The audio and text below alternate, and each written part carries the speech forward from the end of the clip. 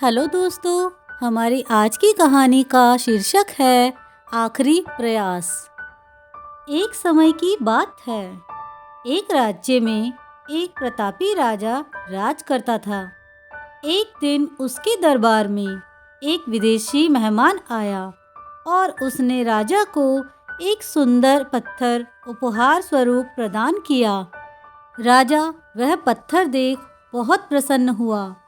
उसने उस पत्थर से भगवान विष्णु की प्रतिमा का निर्माण कर उसे राज्य के मंदिर में स्थापित करने का निर्णय लिया और प्रतिमा निर्माण का कार्य राज्य के महामंत्री को सौंप दिया।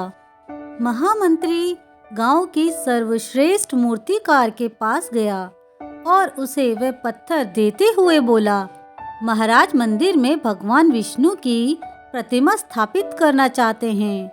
7 दिवस के भीतर इस पत्थर से भगवान विष्णु की प्रतिमा तैयार कर राजमहल पहुंचा देना। इसके लिए तुम्हें 50 स्वर्ण मुद्राएं दी जाएगी। 50 स्वर्ण मुद्राओं की बात सुनकर मूर्तिकार खुश हो गया और महामंत्री के जाने के उपरांत प्रतिमा का निर्माण कार्य प्रारंभ करने के उद्देश्य से अपने औजार निकाल लिए। अपने औजारों में से उसने एक हथौड़ा लिया और पत्थर तोड़ने के लिए उस पर हथौड़े से वार करने लगा, किंतु पत्थर जस का तस रहा। मूर्तिकार ने हथौड़े के कई वार पत्थर पर किए, किंतु पत्थर नहीं टूटा। 50 बार प्रयास करने के उपरांत मूर्तिकार ने अंतिम बार प्रयास करने के उद्देश्य से हथौड़ा उठाया, किंतु ये सोचकर पत्थर पर प्रहार करने से पहले ही उसने अपना हाथ खींच लिया कि जब 50 बार वार करने से पत्थर नहीं टूटा तो अब क्या टूटेगा। वह पत्थर लेकर वापस महामंत्री के पास गया और उसे ये कहकर वापस कर आया कि इस पत्थर को तोड़ना नामुमकिन है, इसलिए इससे भगवान विष्णु की प्रतिमा बन नहीं सकती। महामंत्री को राजा का आदेश हर स्थिति में पूर्ण करना था, इसलिए उसने भगवान विष्णु की प्रतिमा निर्मित करने का कार्य गांव के एक साधारण से मूर्तिकार को सौंप दिया। पत्थर लेकर मूर्तिकार ने महामंत्री के सामने ही उस पर हथौड़े से प्रहार किया और वह पत्थर एक बार में ही टूट गया।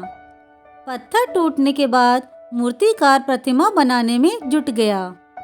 उधर महामंत्री सोचने लगा कि काश पहले मूर्तिकार ने एक अंतिम प्रयास और किया होता तो सफल हो गया होता और 50 स्वर्ण मुद्राओं का हकदार बनता।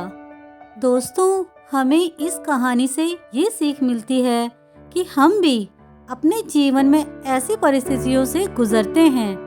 कई बार किसी कार्य को करने से पहले ही या किसी समस्या के सामने आने पर उसका निवारण करने से पहले ही हमारा आत्मविश्वास डगमगा जाता है और हम प्रयास के बिना ही हार मान लेते हैं। कई बार हम 1-2 प्रयास में असफलता मिलने पर आगे प्रयास करना छोड़ देते हैं, जबकि हो सकता है कि कुछ प्रयास और करने पर कार्य पूर्ण हो जाता या समस्या का समाधान हो जाता।